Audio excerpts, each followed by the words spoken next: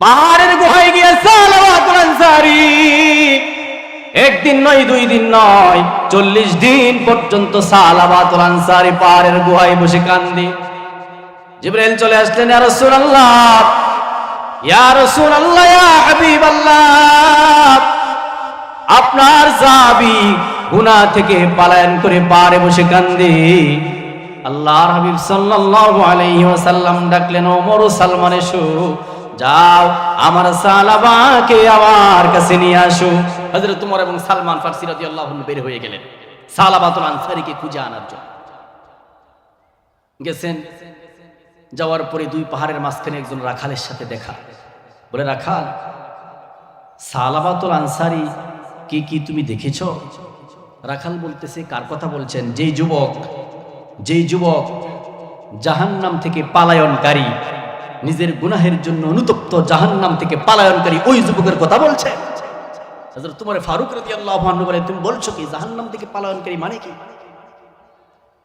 রাখাল ডেকে বলে, ওমর ফারুক, একজন যুবক 40 দিন ধরে এই পাহাড়ের গুহায় থাকে।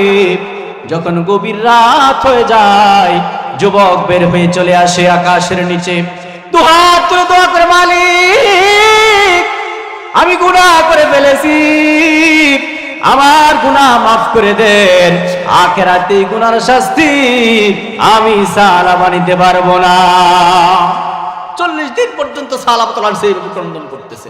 ওমর ফারুক বলেন, আমি আস্তে আস্তে করে সালাবাতুল আনসারীর কাছে গেলাম, গিয়ে বললাম, সালাবা, আমি ওমর ফারুক। সালাবাতুল আনসারী ক্রন্দন করা শুরু করছেন, ডেকে বলে, ওমর ফারুক, আল্লাহর নবী কি আমার গুনাহের কথা জেনে গেছে নাকি? আল্লাহকে আয়াত নাজিল করে আমার গুনাহের কথা জানায় দিছে নাকি? ওমর ফারুক বলেন, ও সালাবা, এই ব্যাপারে আমি জানি না, তবে আল্লাহর হাবিব তোমাকে নেওয়ার জন্য পাঠাইছেন। আল্লাহর হাবিব যখন তোমার কথা বলছেন, আল্লাহর হাবিবের চোখ থেকে জর্জর করে পানি পড়তেছিল। সালাবাতুল আনসারী ডেকে বলে, ওমর ফারুক, আপনার সাথে আমি যাব, তবে শর্ত হলো আমাকে নিয়ে যাবেন রাসূলের সামনে এমন সময় যখন বেলাল ইকামত দিচ্ছে, আল্লাহর হাবিব নামাজ পড়াইতেছে, এমন সময় আমাকে মদিনার মসজিদে নিয়ে যাবেন। ওমর ফারুক বলেন, ঠিক আছে। সালাবাতুল আনসারীকে নিয়ে মদিনায় চলে আসলেন। ফজরের নামাজ চলতেছে মসজিদে। সালাবাতুল আনসারী মসজিদের কাছে এসে আল্লাহর হাবিবের কেরাত শোনা মাত্র অজ্ঞান হয়ে পড়ে গেলে। ভয় দিলের ভিতরে যে আমি গুনাহ করেছি, রাসূলের সামনে আমি উপস্থিত হব, এই গুনাহ নিয়ে কেমনে আমি গুনাহগার নবীজির সামনে উপস্থিত হব? ও আমার ভাইরা, এই অনুতপ্ত কি আমার আপনার আছে? হাসরের ময়দানে কেমনে রাসূলের সামনে আমরা দাঁড়াবো? এই গুনাহ নিয়া, গুনার বোঝা মাথায় নিয়া কেমনে আমার হাবিবের সামনে দাঁড়াবো? এই অনুভূতি কি আমার আপনার ভিতরে আছে? আমার ভাইরা, নামাজ শেষ হলে আল্লাহর রাসূল ওমর ফারুককে ডাকলেন, কোথায় সালাবা? সালাবা অসুস্থ হয়ে আছেন, বেঁচে অবস্থা। আল্লাহর হাবিব সাল্লাল্লাহু আলাইহি ওয়াসাল্লাম সালাবার সঙ্গে সাক্ষাৎ করে তাকে বাড়িতে পাঠিয়ে দিলেন। সপ্তাহ পর্যন্ত সালাবাতুল আনসারী বাড়িতে অসুস্থ হয়ে পড়ে আছেন। 1 সপ্তাহ পরে সাহাবা কিরাম খবর দিলেন, ইয়া রাসূলুল্লাহ, আপনার সাহাবী সালাবা, তার অবস্থা ভালো নয়, 1 সপ্তাহ ধরে অসুস্থ হয়ে সে বাড়িতে পড়ে আছে, বিছানা থেকে উঠতে পারে না। আল্লাহর হাবিব চলে গেলেন সালাবার বাড়িতে। আল্লাহর হাবিব গিয়ে দেখেন সালাবাতুল আনসারী বিছানা থেকে উঠতে পারে না। আল্লাহর হাবিব সালাবার মাথাটা উঠিয়ে নিজের উরাতের ভিতরে রাখলেন।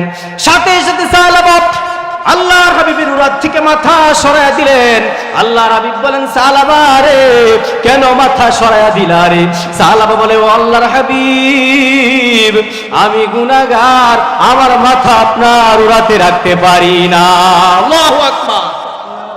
আল্লাহ হাবিব বলতেছেন, তোমার তওবা আল্লাহ কবুল করছে, এরপরেও নিজেকে কিরকম গুনাহগার মনে করতেছে চিন্তা করে দেখেন। সালাবা অনবরত কাঁদতেছে, বলতেছে, ইয়া রাসূলুল্লাহ, আল্লাহকে আমাকে মাফ করবেন কিনা? রব্বুল আলামিন জিবরাইল আমিনকে পাঠিয়ে দিলেন। জিবরাইল এসে বলে, ইয়া রাসূলুল্লাহ, রব্বুল আলামিন বলছেন আপনার সাহাবা যদি দুনিয়া পরিমাণ গুনাহ নিয়ে আল্লাহর সামনে উপস্থিত হয়, তাহলে আল্লাহ পাক আকাশ সমান আর আজিম সমান রহমত নিয়ে আপনার সাহাবার সঙ্গে দেখা করবে। আর জোরে বলেন সুবহানাল্লাহ। কেমন তওবা করলে পরে আল্লাহ রাব্বুল আলামিন এইরকম সুসংবাদ দিতে পারেন। নবীজি বলেন, জিবরাইল রে, আমি কি আমার সাহাবাকে এই সুসংবাদ দিয়ে দেব কিনা? জিবরাইল বলেন, হ্যাঁ দিতে পারেন। নবীজি ডেকে বলেন, সাহাবা, তোমার জন্য রব্বুল আলামিন সুসংবাদ পাঠাইছেন। তুমি যদি দুনিয়া পরিমাণ গুনাহ নিয়ে আল্লাহর সামনে উপস্থিত হও, তাহলে রব্বুল আলামিন আকাশ সমান রহমত নিয়ে তোমার সঙ্গে সাক্ষাৎ করবেন। আল্লাহর রাসূলের সাহাবী হযরত সালাবাতুল আনসারী এই সুসংবাদ শোনার সঙ্গে সঙ্গে একটা চিৎকার দিয়া দুনিয়ার জমিন থেকে চলে গেলেন। আল্লাহ রাসূল সাল্লাল্লাহু আলাইহি ওয়াসাল্লাম হযরত সালাবার জানাজার নামাজের জন্য তৈয়ার হলো। সাহাবা একরাম দেখেন আল্লাহর হাবিব পায়ের আঙ্গুলের মাথায় ভর করে করে হাঁটতেছেন।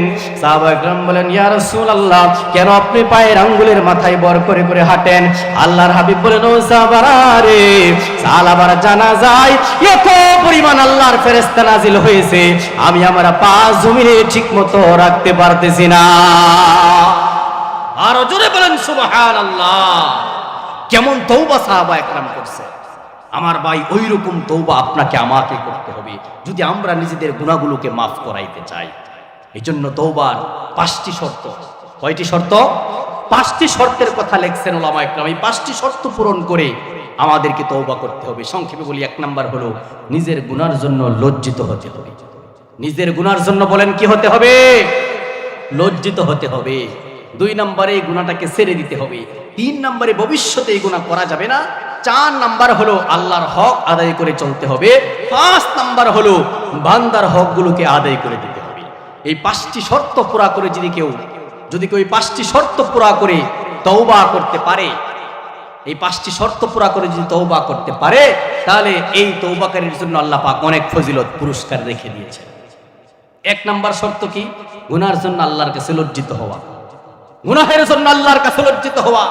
আমার ভাই, হাসরের ময়দানে যখন গোটা দুনিয়ার সমস্ত মানুষ উপস্থিত থাকবেন, সেই সময় যদি আপনার আমার গুনাহগুলোকে আল্লাহ সবার সামনে প্রকাশ করে দেন যে এই ব্যক্তি এই গুনাহ করছে, বলেন কিরকম লজ্জার বিষয় হবে সেই সময়?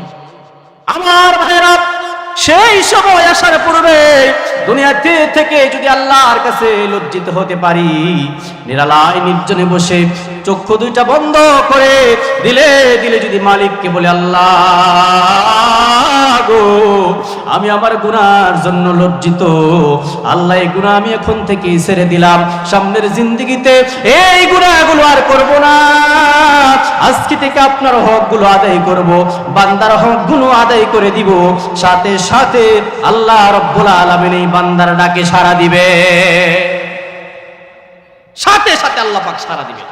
এজন্য পারবো তো এই শর্তগুলো আদায় করে তওবা করতে পারবো বলে বান্দার হকগুলোকে আদায় করতে হবে। বান্দার হক আদায় না করে যারা বান্দার হক নষ্ট করছে, পাশের বাড়ির এক লোকের জমি মাইরা খাইছে, আরেক লোকের টাকা মাইরা খাইছে, আরেক লোকের সম্মান নষ্ট করছে, নিজের বোনের সম্পদ মাইরা খাইছে, পিতা ইন্তেকালের পরে সম্পদকে শরীয়ত সম্মতভাবে ভাগ করে বোনের হক বোনকে বুঝায় দেওয়ার দরকার ছিল, বোনের হক মাইরা খাইছে। এই ব্যক্তি সারাদিন মসজিদে বসে সুবহানাল্লাহ সুবহানাল্লাহ জপলেও তার তওবা আল্লাহ কবুল করবে না। অবশ্যই বান্দার হকগুলোকে আদায় করে নিতে হবে। এই জন্য এইভাবে যদি আমরা তওবা করতে পারি, তাহলে কি পুরস্কার আল্লাহ পাক দিবেন? সূরা তাওবার 8 নম্বর আয়াতের পরের অংশে আল্লাহ বলছেন, ওয়া ইউকাফিরু আনকুম সাইয়্যাতিকুম ওয়া ইউকাফিরু আনকুম সাইয়্যাতিকুম, আল্লাহ রাব্বুল আলামিন তোমাদের গুনাহগুলোকে maaf করে দিবেন। সুবহানাল্লাহ। খাঁটি তওবা করলে পরে কতগুলো গুনাহ আল্লাহ maaf করবেন। আমাদের গুনাহ তো সমুদ্রের ফেনা পরিমাণ হয়ে গেছে, কতটুকুন গুনাহ আল্লাহ maaf করবেন।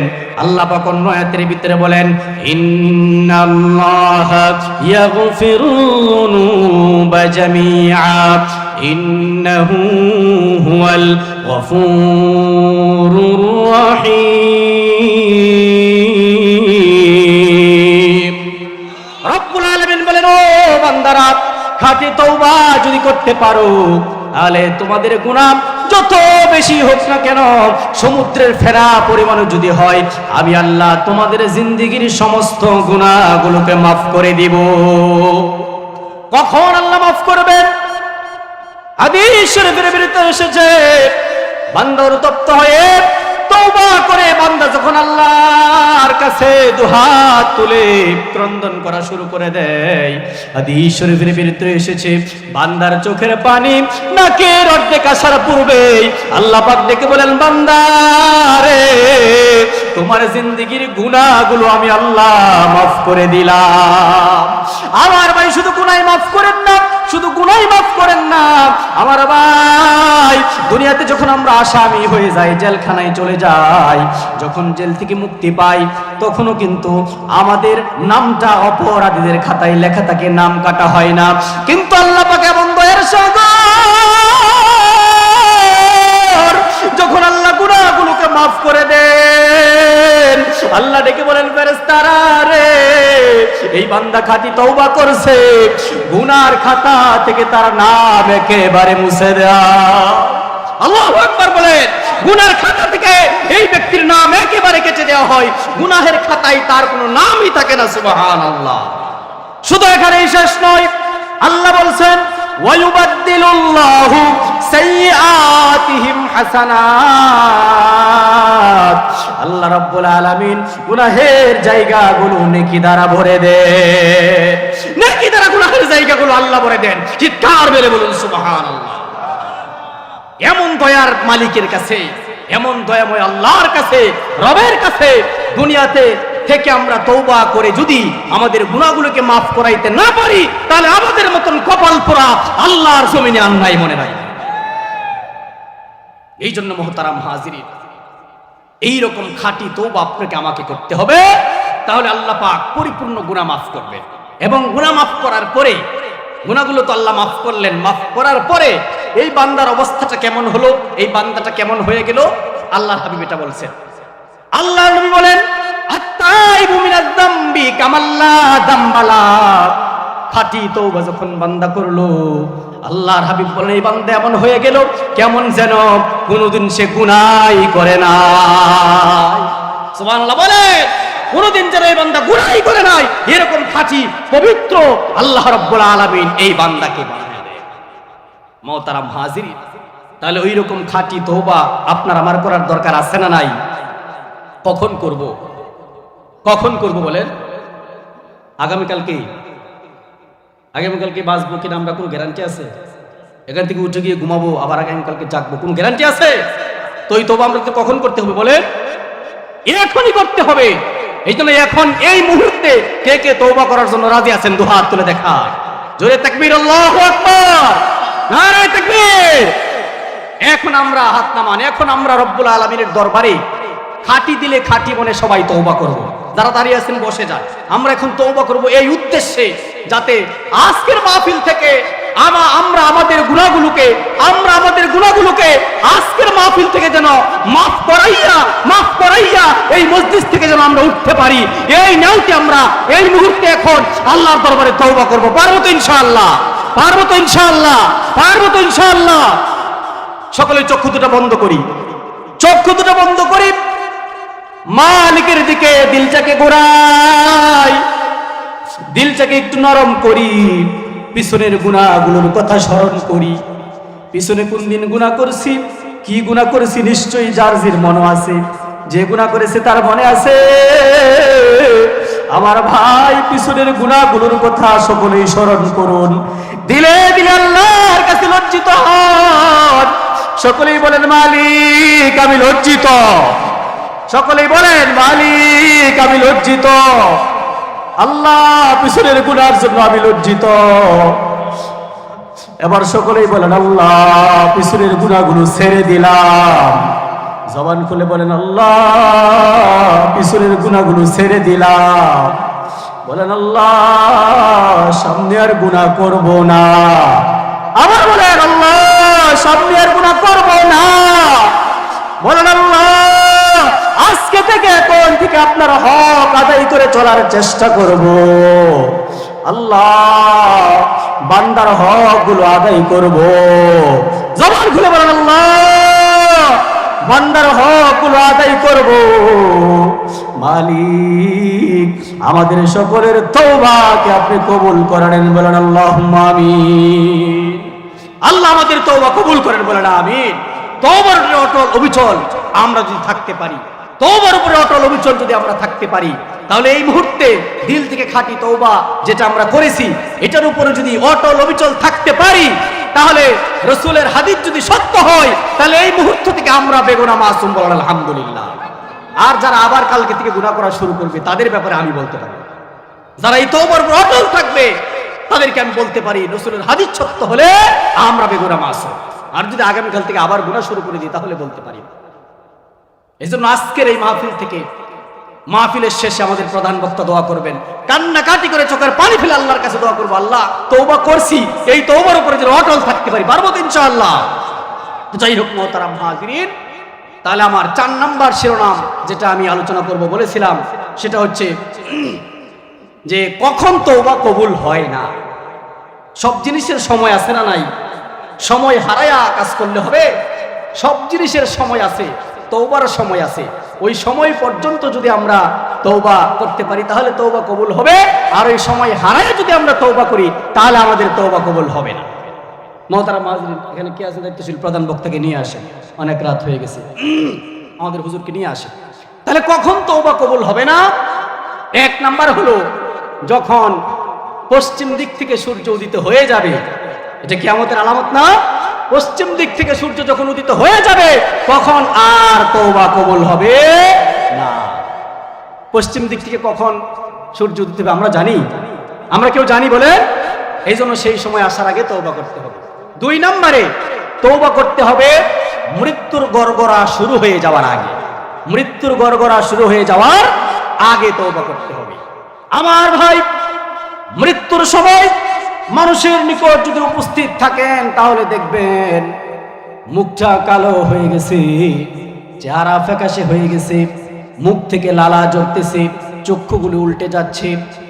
অর্থাৎ এমন সময় মৃত্যু শয্যায় ব্যক্তি রব্বুল আলামিনের আযাব শাস্তি সে দেখতেছে। এমন সময় যদি বান্দা তওবা করে তাহলে তার তওবা কবুল হবে না।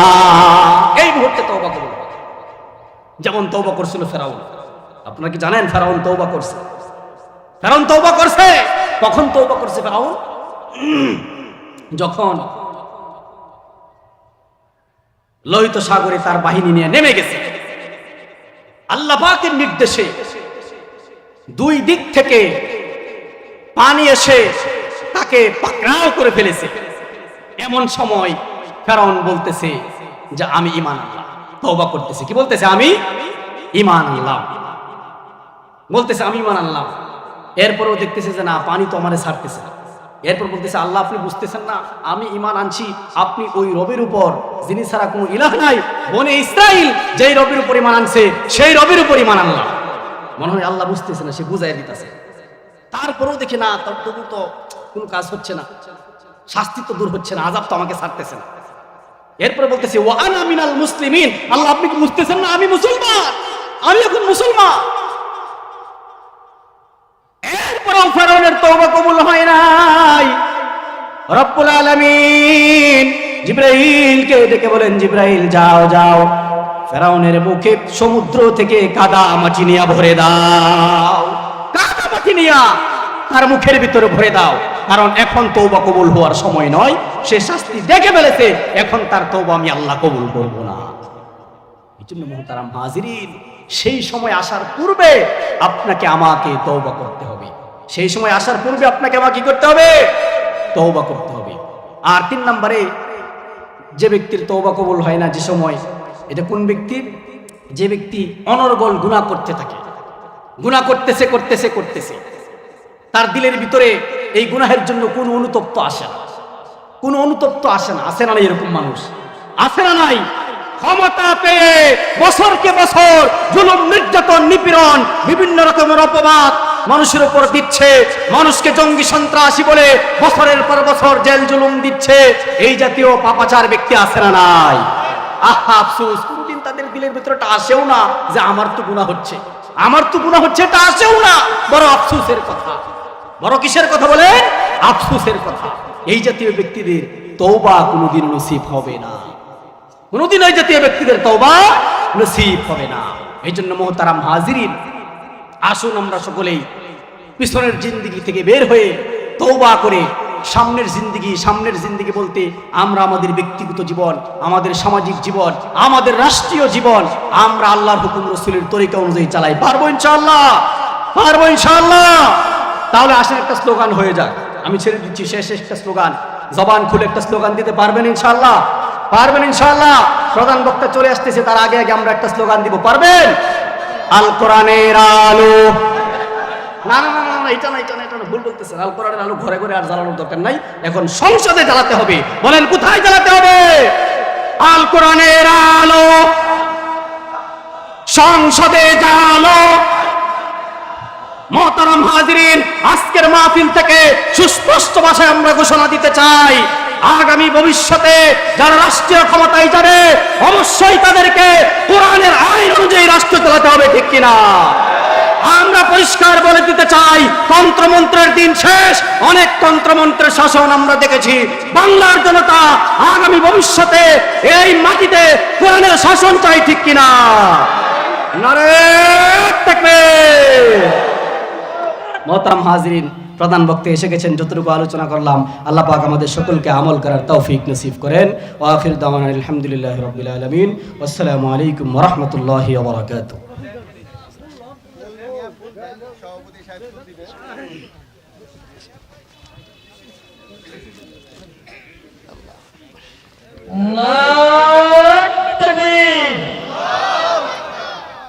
এই আওয়াজে কাজ হবো না, কাজ দেন।